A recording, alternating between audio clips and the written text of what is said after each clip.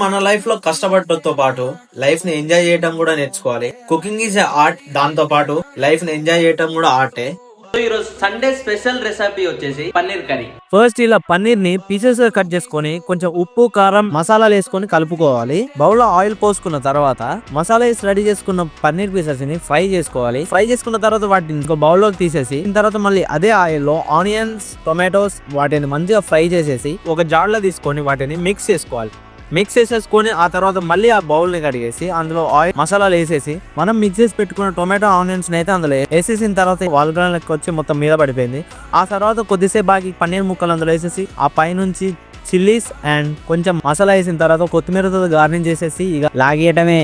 బయట ఫుడ్ తింటాం కంటే మన ఇంట్లో ఫుడ్ మనమే కుక్ చేసుకొని తింటే ఆ ఫీల్ నెక్స్ట్ లెవెల్ ఉంటది. And coming back to work, కనుక మ్యాట్రెసెస్ అండ్ సోఫాస్ కావాలంటే కింద స్క్రోల్ అవుతున్న నెంబర్కి అయితే కాల్ చేయండి.